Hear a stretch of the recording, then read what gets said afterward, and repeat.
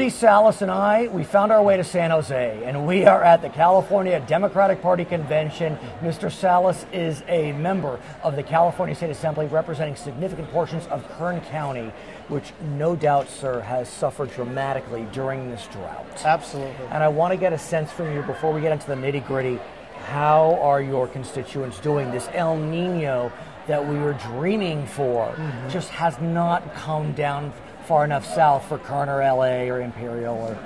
So talk to me, sir. No, we were hoping that El Nino would bring a lot of water, not just to California, but to all the areas that we need it, right? That means Sierras, that means all of our reservoirs where we can fill them. I mean, I got a report the other day that some of our reservoirs are only at 27% capacity still. But yet, our friends in the north, I mean, they're getting some serious El Nino love. I mean, there is some snowpack in that Sierra Nevada mountains that we need desperately. Absolutely. I mean, we expected El Nino to be in Southern California, not northern, but the meteorologists tell us that there's some ridge or something. And so what is happening then in Kern? How are you managing? Great farming county, how are you managing? Yeah, well, I think like the governor had called for all of us to kind of tighten our belts when it comes to water conservation, so we've done that, but we're still seeing the effects. You're seeing the effects in certain crops not being planted, you're seeing the effects in unemployment because people that work in these sectors like agriculture are no longer finding employment. If you go to like the city of Arvin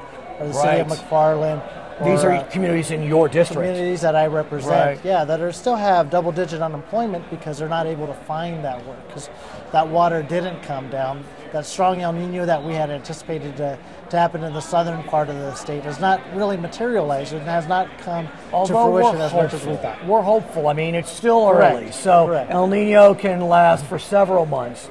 Along those lines, though, sir, you remember well that the voters of California were quite generous in November of 2014, passing Proposition 1, which was the water bond. Correct. $7.545 billion, $2.7 billion of that for storage. Absolutely. But we're now over a year out, and I haven't seen a dime spent. Am I wrong?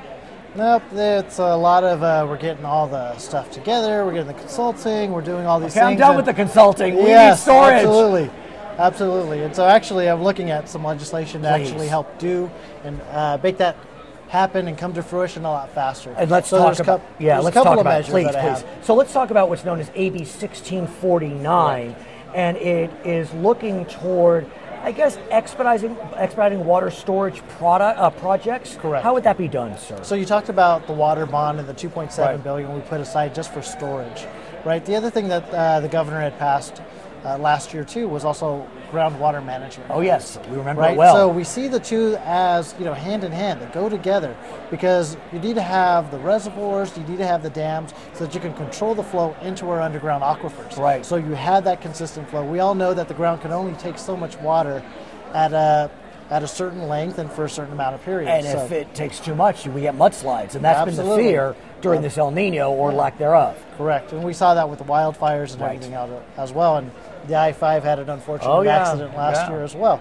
So, it's kind of hand in hand. They go together, so we have legislation that actually says temperance and sites actually meet the Chapter 8 requirements of the water bond. And let's explain that. Temperance flat, sites reservoir, they are existing storage facilities? They have been identified. I see. So they don't exist yet. They do not exist. So we're not trying to increase the size, like, for example, like Shasta. Correct. These would be new storage projects. Correct. With a little nuance, because Temperance would actually just add an additional layer onto Millerton Lake. Oh, I see what you're saying. So it's not like a brand new, in a traditional sense of what a new dam would be. Because under Prop 1, as I understand it, there needs to be a finding that a project meets certain criteria, ecosystem improvements, water quality, et cetera, et cetera. So is it appropriate, if I may, for the legislature to make that declaration? Can it do that?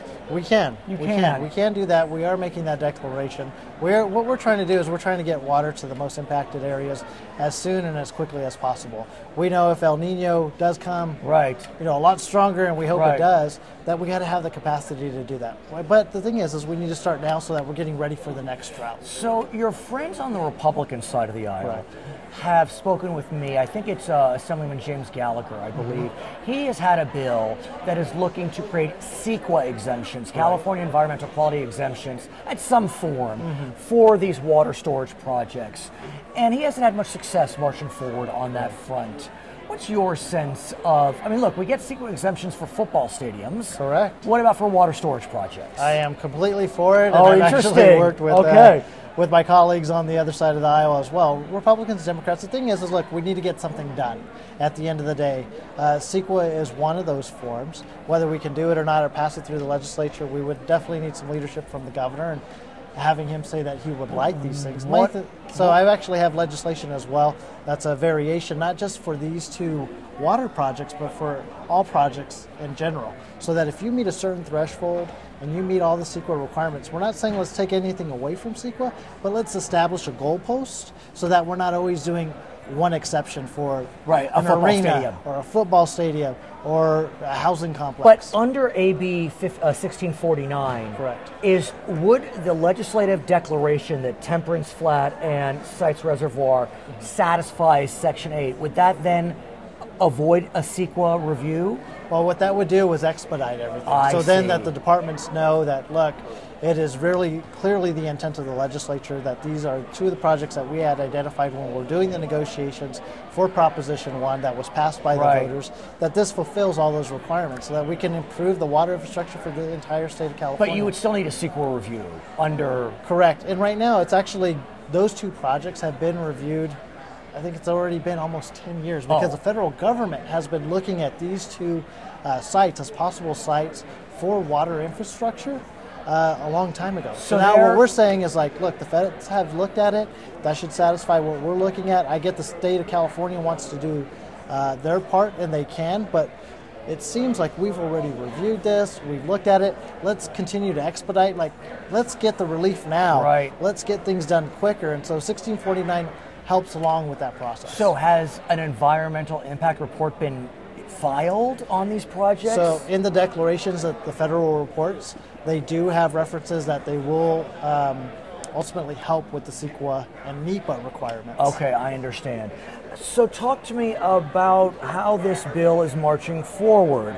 Do you have support from the Democratic leadership? You're a Democrat yourself, obviously. Correct. So I've been working on that. Right. Okay. Obviously, I know my Republican colleagues, like you had mentioned, have been completely on board. We're moving forward on 1649. On 1649. Well, maybe Correct. that's how it should be, actually. Well, it's good. I prefer to have a bipartisan approach, especially when it's helping all Californians. Because I do have another project where I was trying to move water from the east side to the west side, create conveyance and improve the pipe works for the state of California. And that one actually has a speaker, and the speaker-elect actually has co-authors on that measure. I'm trying to take what we've done there, grow it into 1649 and some of the other things, just so that we could move forward on water. And if we need that leadership, we need everybody coming together. That's the best, I think, the best approach to take. So let's say that the bill is passed tomorrow, the governor signs it in due time. How quickly, in your mind, do you believe we would start to see construction at Temperance Flat and Sites Reservoir? I'm told that it can happen in as quick as 6 years. Really? Yes. Which so 6 to 10. Long. It seems long, but it's better than... But at least it's on the books and it's ready to go. Because the thing is even when we talked about the last drought that California experienced, and we talked about doing some of these projects, nothing was done. So now we're in the predicament we are now because it wasn't done back then. Okay. So these projects will be there for kind of the next drought, right? I hear you. I have additional legislation that actually help immediately, and those projects can be done within a year. And that's the conveyance projects to move water from the east side to the west side. So when you come back, you'll tell us more about that, Yes. Bill? Terrific. He is Rudy Salas. He is a member of the California State Assembly. We're at the California Democratic Party Convention in San Jose. I'm Brad Pomerance. You're watching Charter Local Edition.